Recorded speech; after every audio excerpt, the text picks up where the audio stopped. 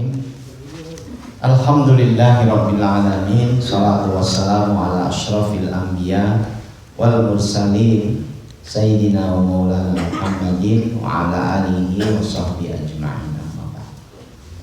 Alhamdulillah, jemaah semua yang Allah muliakan. Kita bersyukur pada Allah Subhanahu wa taala. Allah mempertemukan kita di aktivitas salat subuh berjamaah. Mudah-mudahan sampai akhir hayat bisa kita jaga. Dan karena hari ini momentumnya momentum luar biasa, tahun baru Islam. Ini kan tanggal berapa ya? Kamis, Jumat, Sabtu, tanggal 3 Muharram, momentum tahun baru Islam. Maka asumsi saya Sabtu depan itu kita ketemu dengan satu di antara aktivitas yang dianjurkan secara syariat, yaitu saum Muharram, Tasu'a wal Asyura, puasa tanggal 9 dan tanggal 10 Muharram. Dan pada Muharram ini kita ketemu dengan hitungan 1443 Hijriah. 42 ya? 1442 Hijriah. Jadi sudah berjalan hampir 15 abad tahun baru Islam. Dan salah satu keistimewaannya, kenapa kemudian cara syariat dianjurkan? Yang pertama karena puasa Muharram itu dimuat dalam berbagai dalil yang masuk kategori sahih tentang puasa di bulan Muharram. Walaupun yang sangat terkenal adalah puasa Asyura, puasa tanggal 10 bulan Muharram. Salah satu kisah yang populer adalah Nabi SAW menyaksikan di Madinah orang-orang Yahudi itu berpuasa. Dan beliau nanya, kenapa orang Yahudi berpuasa? Hari apa ini? Ketika ditanyakan, orang-orang Yahudi itu menjawab, kami bersyukur karena pada hari ini Nabi Musa membebaskan kami dari perbudakan Firaun. Dan hari ini adalah tanggal 10 bulan Muharram. Di hadis itu kemudian Nabi menyebutkan, aku lebih berhak untuk bersyukur daripada kamu, karena para nabi itu kan bersaudara. Itu Nabi kemudian menganjurkan para sahabatnya untuk berpuasa di bulan Muharram. Bahkan sebagian kitab-kitab fikih mewajibkan, karena puasa bulan Muharram itu lebih awal sebelum puasa Ramadan diwajibkan. Dan kemudian kata Nabi, bedakan puasamu dengan puasa orang Yahudi, sehingga ditambah 1 hari sebelumnya dengan puasa Tasu'a. Kalau fadilahnya sudah sama-sama diketahui ya, sudah sangat populer hadisnya, mengampuni dosa setahun yang telah lalu. Pada kesempatan ini saya ingin cerita tentang kenapa kemudian tanggal 10 Muharram itu demikian penting. Karena ada beberapa kisah. Salah satunya dimuat dalam ada satu buku kecil tentang keistimewaan puasa di bulan keistimewaan puasa tanggal 10 bulan Muharram. Saya simpulkan isi buku itu dalam ngaji kita di subuh ini. Dalam buku itu sebetulnya ada 21 peristiwa penting yang terjadi di tanggal 10 bulan Muharram, sehingga wajar kalau secara syariat Nabi SAW mengajak kita untuk berpuasa. Saya kutipkan 10 secara singkat saja. Yang pertama, pada 10 Muharram, tanggal 10 itu adalah peristiwa di mana Adam alaihissalam bertaubat pada Allah Subhanahu wa taala beserta istrinya Ibunda Hawa, sehingga kemudian Allah menerima taubatnya. Ini dimuat dalam Quran surah Al-A'raf ayat 23. A'udzubillahi minasyaitonir rajim. Qala rabbana zalamna anfusana wa illam taghfir lana wa tarhamna lanakunanna minal khasirin. Ini doa sangat terkenal. Dianjurkan bahkan dalam banyak buku-buku doa, termasuk dalam Adhkar An-Nawawi, buku buku zikir-zikir yang dikumpulkan dari Al-Quran, dari hadis Nabi oleh Imam An-Nawawi, termasuk zikir yang dianjurkan dibaca oleh kita yang merasa melakukan banyak dosa dan tidak ketemu dengan ujung dari permasalahan. Jadi salah satu dalil dalam Adhkar An-Nawawi tentang doa ini, kalau kita bertemu dengan permasalahan yang terus-menerus berulang, menyulitkan kehidupan kita, mengganggu dan menyedot energi kita, boleh jadi itu dosa yang tidak serius ditaubati. Salah satu cara bertaubatnya adalah dengan membaca doa dan tentu melakukan perbaikan. Doa ini maknanya adalah mereka berdua berdoa, artinya Adam dan Hawa. Rabbana zalamna anfusana wa illam taghfir lana wa tarhamna lanakunanna minal khasirin. Tuhan kami telah melakukan kezaliman pada diri kami. Andai kata Engkau tidak mengampuni kami dan tidak mengasihi kami, pasti kami jadi orang yang rugi. Ini kalau lihat sepintas redaksinya tidak ada permintaan sesuatu. Seperti biasanya doa-doa yang kita lantunkan, kita kan seringkali melakukan berdoa itu meminta sesuatu, meminta posisi, meminta harta, meminta sesuatu yang hampir semuanya kalau dirumuskan seperti instruksi kita kepada Tuhan yang Maha Rahman. Doa Nabi Adam ini mengajarkan bahwa doa-doa yang indah itu kadang-kadang adalah berupa pengakuan betapa zalimnya kehidupan yang kami jalani sehingga mengundang kemurkaan, dan andai kata tidak diampuni, tidak dikasih oleh Allah, tentu kita ada dalam kerugian. Menurut catatan di buku itu, di tanggal 10 bulan Muharram Allah Subhanahu wa taala menerima taubat mereka berdua dan kemudian menempatkan mereka di bumi. Yang kedua, peristiwa kedua ini mungkin jarang dibahas. Jadi ada satu nabi dari 25 nabi dan rasul yang kita kenal, kita baca, kita pahami. Ada sosok nabi yang pernah mengalami pengalaman kematian dan pernah kemudian mengalami diangkat oleh Allah ke langit untuk sampai pada pengalaman di mana Allah itu luar biasa. Di permohonannya adalah meminta bagaimana kematian itu terjadi. Beliau dan Nabi Idris alaihissalam, dan seperti hampir 25 nabi itu juga dimuat dalam Al-Quran. Ini dimuat dalam Al-Quran surat Al-Anbiya ayat ke-85. Wa Ismaila wa Idrisa wa dzal kifli kullum minas sabirin.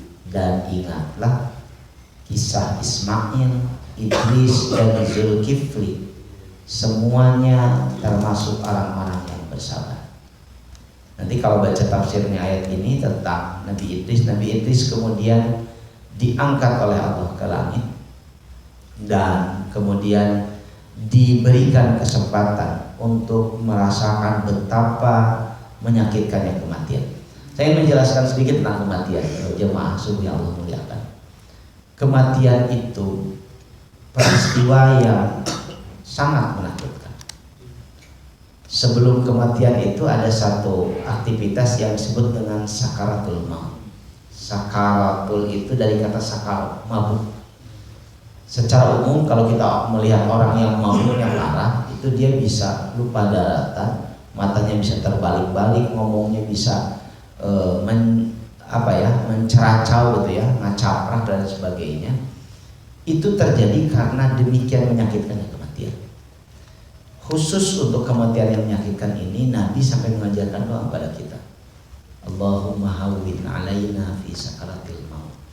Kalau Anda membaca kisah bagaimana sakaratul maut Nabi mengalami betul kematian itu menyakitkan, sehingga beliau sempat berdialog. karena Jibril datang. Malaikat maut itu kan tidak berani mencabut nyawa Nabi SAW, sehingga terpaksa ditemani oleh Jibril. Jadi Jibril yang menyampaikan salam, malaikat maut melaksanakan tugasnya. Kurang lebih begitulah cerita dalam literatur hadis dan tafsir itu. Dan ketika merasa betapa menyakitkannya, Nabi sempat berdialog kepada Jibril, bertanya, apakah nanti semua umat akan merasakan ini? Iya, kata Jibril. Kalau begitu, aku mohon kepada Allah supaya semua sakit sakaratul maut yang dialami umatku ditimpakannya kepadaku. Kalau bahasa sekarang, Nabi Muhammad SAW itu pasang badan supaya umatnya tidak mengalami sakitnya sakaratul maut. Karena itu boleh jadi nanti ada umat Nabi Muhammad yang tidak mengalami sakaratul maut. Karena Nabi kan dikabulkan oleh Allah. Ada yang tidak mengalami sakitnya sakaratul maut, sehingga sakaratul maut itu indah. Banyak sekali kisah tentang sakaratul maut yang indah itu. Ada hadis panjang tentang seorang laki-laki yang menjelang sakaratul maut, dan karena didatangi malaikat maut mau mencabut nyawanya dari mulutnya. Di hadis panjang itu, si mulutnya kemudian berbicara, beranikah engkau mengambil dan menyakiti mulut yang selalu digunakan untuk berzikir pada Allah? Katanya malaikat maut kemudian gak jadi, ngambil dari kaki. Ketika mau menarik nyawa dari kaki, si kakinya juga berbicara, beranikah engkau melukai, menyakiti kaki yang sudah digunakan melangkah di jalan Allah? Malaikat maut kemudian dari tangannya juga bicara, beranikah engkau mengambil, menyakiti tangan yang sudah digunakan untuk membaca mushaf, untuk kemudian memegang, melakukan kebaikan? Mereka kata akhirnya kebingungan malaikat maut. Mungkin hadis itu disampaikan kepada kita, informasi itu menunjukkan bahwa tidak semua orang diperlakukan sama ketika mengalami kematian. Ada beberapa perlakuan demikian terhormat dan lain sebagainya, sehingga para malaikat mencabut nyawanya katakanlah dengan perlahan dan lain sebagainya. Tapi ada juga yang diperlakukan dengan sangat mengerikan. Nah, itu tentang sakaratul maut. Di antara nabi yang mengalami sakitnya sakaratul maut adalah Nabi Muhammad SAW. Dan ketika mungkin muncul pertanyaan di Anda, siapa yang kemudian mengalami maut yang tidak menyakitkan? Kalau dalam referensi yang saya miliki, Nabi Musa alaihissalam. Nabi Musa seperti yang tadi disebutkan dalam hadis tentang laki-laki yang akan dicabut nyawa, kemudian malaikat maut kebingungan. Salah satu informasinya adalah Nabi Musa alaihissalam. Sehingga kemudian bagaimana, kan tetap harus dicabut nyawa. Katanya Nabi Musa kemudian oleh malaikat maut itu diberikan jeruk, yang kemudian jeruk itu wanginya dihirup, dan kemudian beliau meninggal dunia dengan menghirup. Saya tidak tahu apakah nanti kita termasuk yang diperlakukan dengan baik ketika maut menjemput atau tidak. Tapi salah satu doa yang diajarkan Nabi didawamkan itu digunakan oleh para sahabat, dibaca dalam keseharian mereka. Yang ketiga, kisah di 10 Muharram itu adalah Nabi Nuh alaihissalam yang berlayar kurang lebih sekitar 150 hari, tidak ketemu dengan lautan, terus menerus berputar karena 2/3 dunia. Menurut informasi kitab tafsir, ya, saya tidak tahu apakah ada informasi arkeologis yang menguatkan ini, tapi dalam kitab tafsir dijelaskan, beberapa kitab tafsir, lama sekali Nabi Musa terapung-apung di banjir besar itu. Ada yang menghitung sampai 150 hari. Di tanggal 10 Muharram, Nabi Nuh alaihissalam bertemu dengan daratan.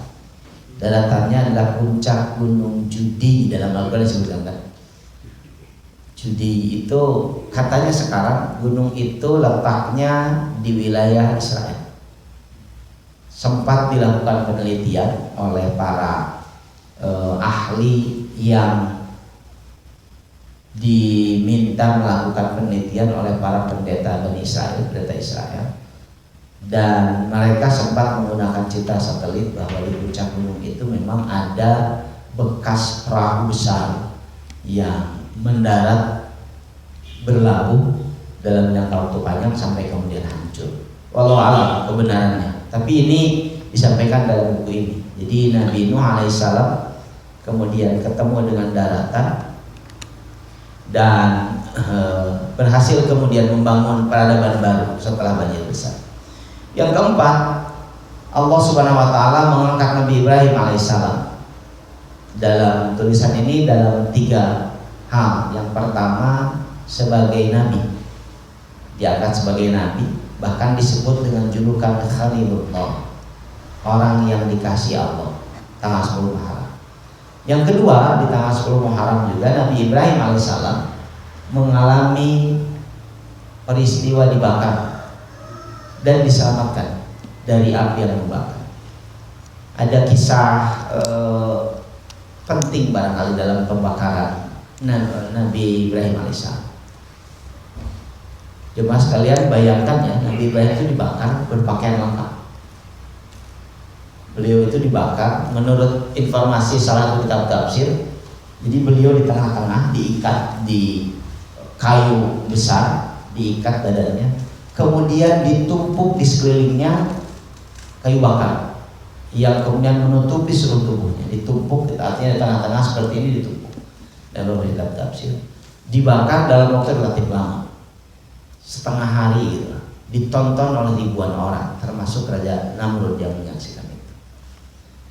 Dan ketika beliau dibakar itu, ada burung-burung kecil, ya di kita barangkali seperti burung pipit kecil yang bolak-balik kemudian mengambil air. Di burung-burung itu ngambil air, datang, sehingga beberapa makhluk Allah, binatang-binatang itu saling bertanya, termasuk burung pipit yang katanya dipertanyakan oleh banyak binatang lain, kenapa kau lakukan itu, percuma, nggak akan padam. Saya lupa dalam kitab apa yang dibaca ya, tentang burung pipit itu. Burung pipit itu pernah menjawab, paling tidak dicatat Allah sedang melakukan upaya menyelamatkan Ibrahim dari keburukan.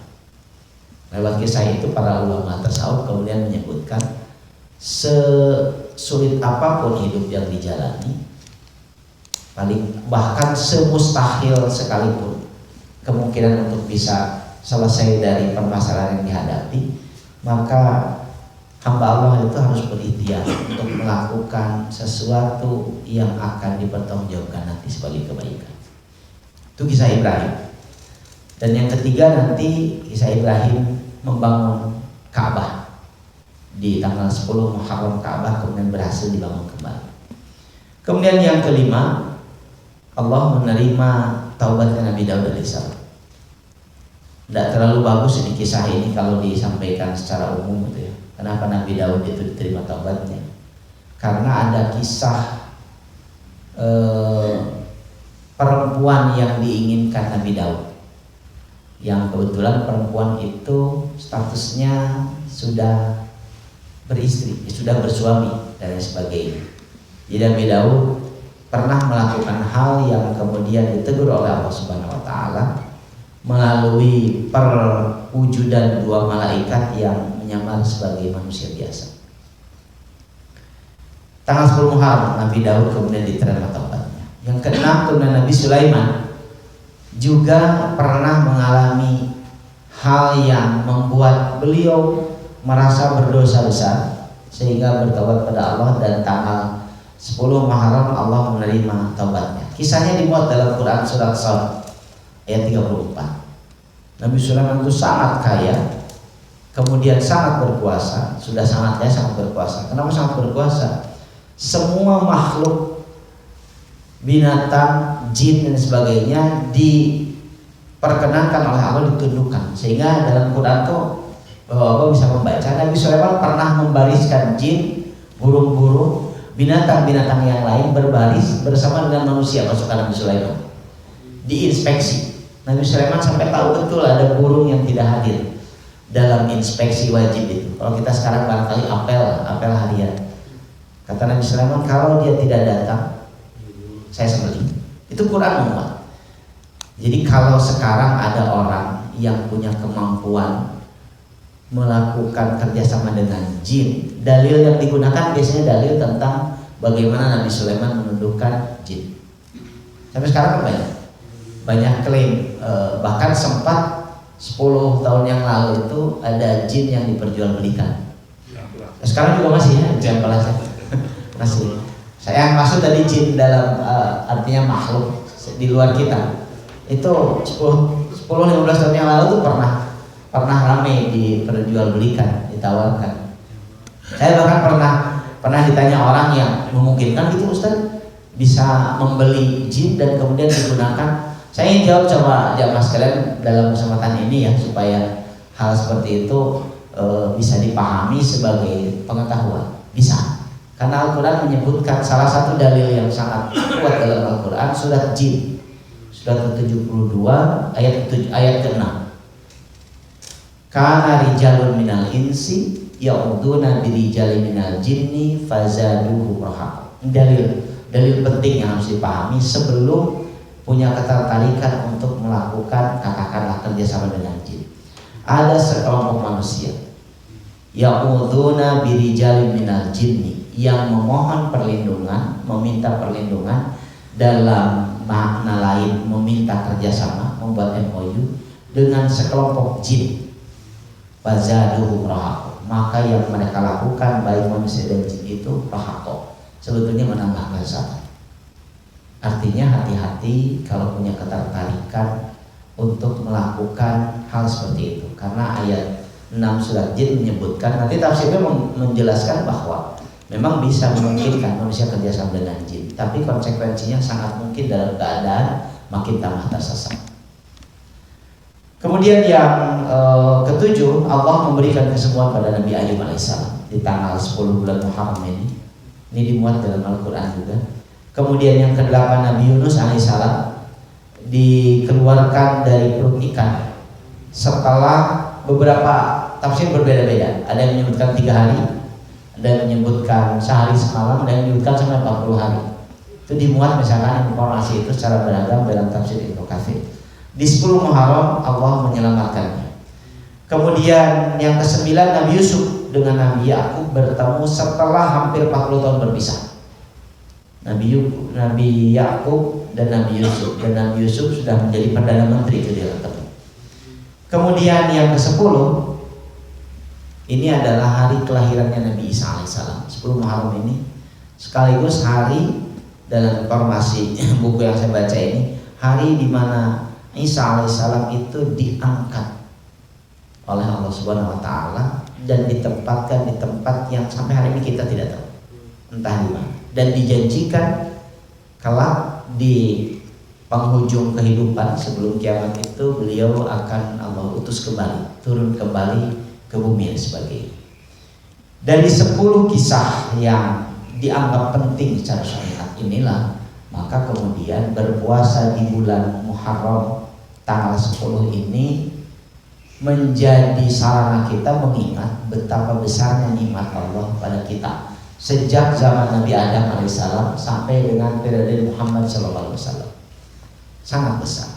Inilah momentum hijrah, momentum di mana kita mesti memanfaatkan ini untuk aktivitas kebaikan, untuk mencanangkan apa istilah sekarang itu namanya resolusi, bahwa kita akan mengisi aktivitas hidup ini dengan kebaikan.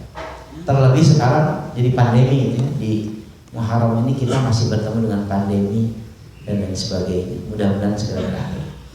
Ya mas sekalian, kalau kemudian muncul pertanyaan, apa hukum puasa Muharram 10 Muharram ini? Sebagian ulama, saya baca kitab fikih, mewajibkan. Apalagi pernah diwajibkan sebelum puasa Ramadan, pernah diwajibkan. Tapi wajibnya tidak sama dengan wajibnya puasa Ramadan dan sebagainya. Mayoritas ulama kemudian menghukuminya sebagai sunnah muakkadah, sama seperti kurban. Kurban itu kan hukum umumnya sunnah muakkadah. Demikian juga puasa Muharram. Kenapa ada yang mewajibkannya? Mewajibkannya dengan klausul begini: paling tidak seumur hidup sekali harus pernah melaksanakan puasa 10 Muharram, sehingga wajib dilakukan sekali seumur hidup. Tentu kalau mungkin kan kita lakukan setiap ketemu dengan momentum itu. Dan fadilahnya luar biasa.